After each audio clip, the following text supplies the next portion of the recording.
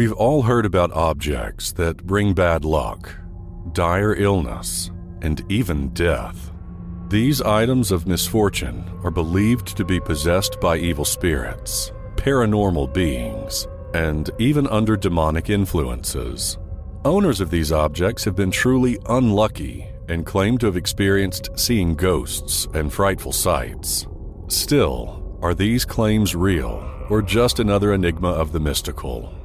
Hi, I'm Mr. Mysterious, and in this video, I will tell you about some of the most mysterious cursed objects that are genuinely linked to freaky paranormal events. Even if you don't believe in cursed objects, the following stories will certainly turn you into a believer. The Hope Diamond. Legend has it that the beautiful and infamous Hope Diamond brings misfortune to whomever holds it. Even though scholars believe that many of the horrific tales and mysteries that surround this diamond are not as perplexing as they seem, the truth is that there are plenty of frightening stories of the stone's owners meeting horrible fates. The most commonly accepted origin of the curse dates back to 1653, when a French merchant named Jean-Baptiste Tavernier obtained the original blue diamond in India. It is told that Tavernier plucked the gem from one of the eyes of a Hindu idol, and, for this sacrilege, was later mauled to death by dogs. However, before his death, Tavernier sold the diamond to King Louis XIV, who had it recut in 1673. King Louis died of gangrene, and all of his legitimate children died in childhood, except for one. Even though this sounds horrific, gangrene was fairly typical for that time. The stone was inherited by King Louis XVI, who, along with his wife, Marie Antoinette, was killed during the French Revolution. The couple lost their heads to the guillotine, and the Hope Diamond was stolen by thieves. 2 decades later, the stone resurfaced in London when the financier Henry Philip Hope bought it in 1839. Somehow, the diamond's curse skipped Henry, but came down with a vengeance on his descendants. The Hope Diamond exchanged hands a few times before Pierre Cartier, who was a famous American jeweler, finally obtained the item. It is said that the stone was purchased by the famous Washington socialite Evelyn Walsh McLean, who became the modern poster child for the stone's curse. Her young son was killed in a car accident, and her daughter committed suicide.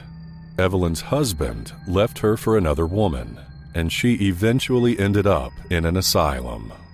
The jeweler Henry Winston obtained the Hope Diamond and eventually gave the stone to the Smithsonian Museum in 1958. To this day, you can still see the Hope Diamond exhibited in this museum. Interestingly enough, even the postman who delivered the stone to the museum, whose name was James Todd, had his leg crushed in a truck accident shortly after and suffered a head injury in a separate accident. On top of all of this, his house burned down as well. Even if you don't believe that objects can be cursed, the Hope Diamond's history might make you think twice. The Dybbuk Box. Our next story is about a portable wine cabinet that is believed to be possessed by a malicious spirit. This wine cabinet is known as the Dybbuk Box, and its name comes from a Hebrew word meaning cling. A dybbuk is a malicious spirit that is bound to the earth to an object or person to complete unfinished business. It is believed that this story begins when a Polish Holocaust survivor named Havela, who purchased the box in Spain and brought it to the U.S. It seems like she was well aware of what the box meant and kept it hidden away for the rest of her life. In 2003, shortly after her death, Havela's family held an estate sale where a man named Kevin Manis purchased the box in a bundle of other items. Kevin owned an antique and furniture refinishing business in Portland, Oregon. He brought the box to his warehouse and placed it there. About half an hour later, he received a call from his employee, who was screaming that someone was in the warehouse, smashing things and cursing. Once Kevin arrived, he noticed that the gates and emergency exits were locked, which meant that the intruder was trapped inside. He somehow managed to enter the warehouse and found crushed light bulbs littering the ground and the smell of cat urine. The box wasn't in its original place, so Kevin decided to inspect it closer. After opening the box, he found 2 1920s pennies, a lock of blonde hair bound with a cord, a lock of darker hair also bound with a cord, a small statue engraved with the word Shalom, a dried rosebud, and a 4-legged candle holder. After refurbishing the box, Kevin gave it to his mother, who suffered a stroke that same day. The box was then taken by his sister, who noticed that the doors of the box wouldn't stay shut. Finally, they decided to sell the Dybbuk box to a middle-aged couple, but the cabinet was returned after a few days with a note saying, "This has a bad darkness." Kevin later sold the cabinet on eBay, where a student at Truman State University in Missouri eventually bought it. The student suffered various health problems, a bug infestation, odd smells, and more. His hair began to fall out, and he felt very sick. Even though the young man visited a doctor, all of the tests that were run came back negative.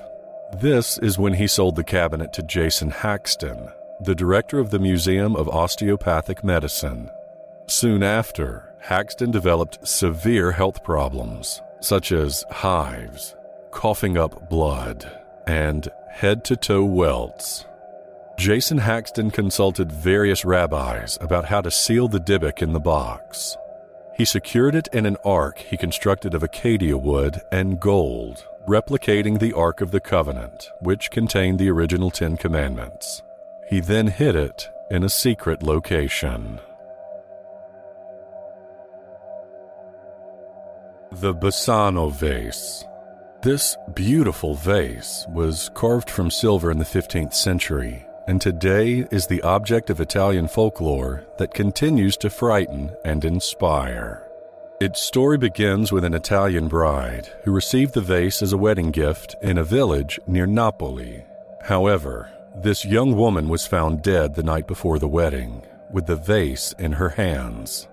After her passing, the vase was handed down from one family member to another family member, all dying under mysterious circumstances.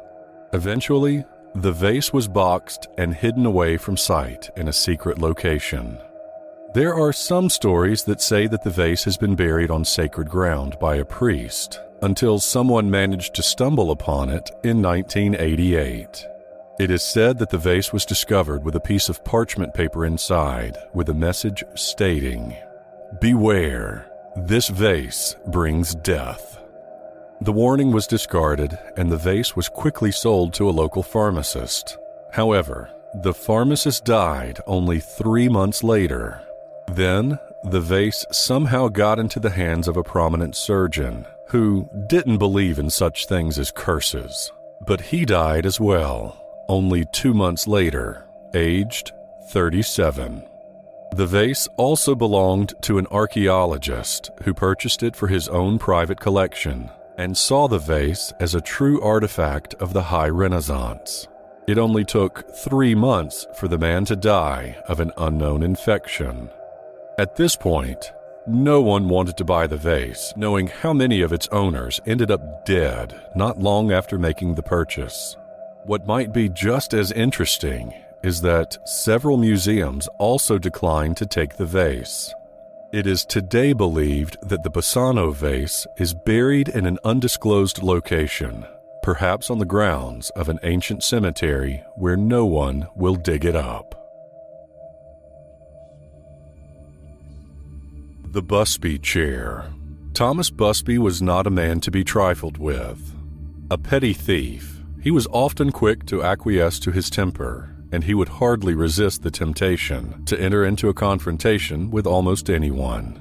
It was this bravado that was to cost him dearly in the summer of 1702. Busby's father-in-law was a man named Daniel Awady.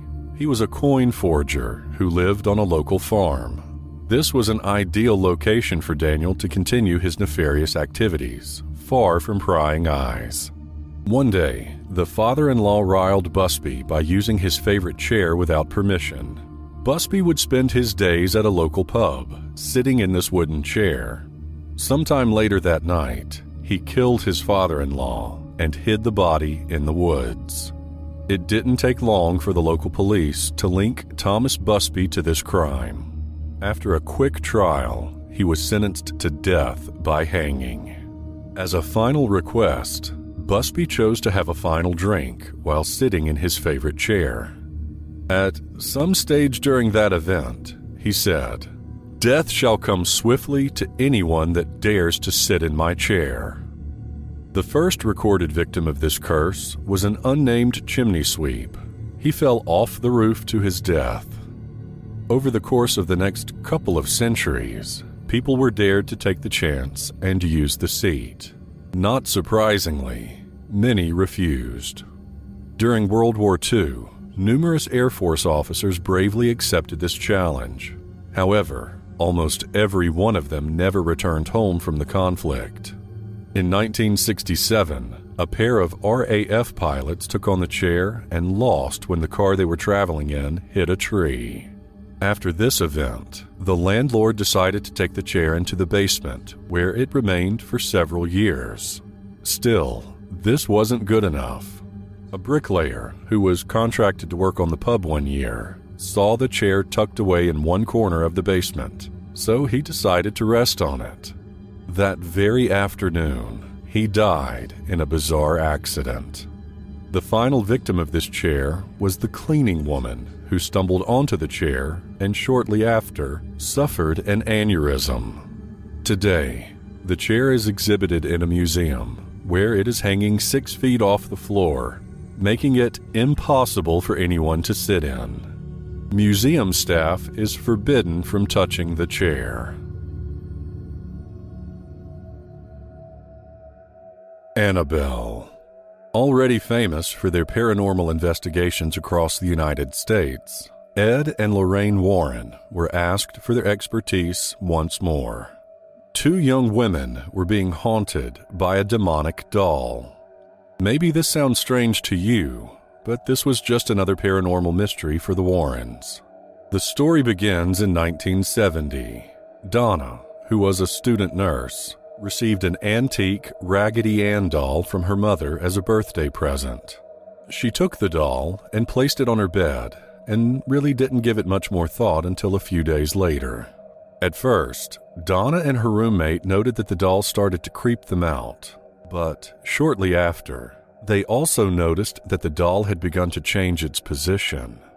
At times, Donna would find the doll sitting cross-legged with its arms folded. Other times, it was found upright, standing on its feet, leaning against a chair. Strangely enough, the doll not only moved, but could write too. About 1 month into their experiences, Donna found penciled messages on parchment paper that read, "Help us." Knowing that something had to be done about the sinister doll, the roommates contacted a medium who conducted a seance. Through the medium, they were contacted by Annabelle Higgins, who told them her story. She was a young girl whose lifeless body was found in the field upon which the apartment complex now stood. She also said that she felt comfortable and safe with the roommates, so they gave their permission to Annabelle to inhibit the doll and stay with them. However, the roommates soon discovered that Annabelle was not what she claimed to be. A mutual friend of the roommates, Lou, had never been fond of the doll. One night, waking from a deep sleep, he noticed that the doll was sitting next to him. However, Lou also felt paralyzed and was gasping for breath. At one point, he blacked out. At another occasion, Lou heard strange noises in the bedroom. He discovered the room was empty except for the doll that was sitting in the corner. Spinning around, he found himself grabbing for his chest to discover 7 distinct claw marks that were hot like burns. Finally, willing to believe that the spirit was not that of a young girl, Donna contacted a priest named Father Cook, who immediately contacted the Warrens. Ed and Lorraine Warren came to the conclusion that the doll was not, in fact, possessed, but being manipulated by an inhuman presence. They believed that the entity's goal was a human possession. The spirit would have harmed or killed one or all of the occupants in the house. The Warrens took the doll with them when they left. They had a special case built for Annabelle, where she resides to this day, in the couple's occult museum. The locked case has kept the doll from moving, but whatever terrible entity is attached to it is still there, waiting. 2 of the occult museum visitors reportedly crashed their motorcycle after poking fun at the doll's abilities. The man said to have slammed on Annabelle's case died instantly after crashing into a tree en route home from the museum. His girlfriend survived, but was hospitalized for a year after the crash. Tell me in the comments section, what do you think about these stories? Do you believe in cursed objects? And have you ever encountered something similar? If you find it mysterious, share and like this video. Also, be sure to subscribe because you don't want to miss what's coming next. As always, thank you for watching.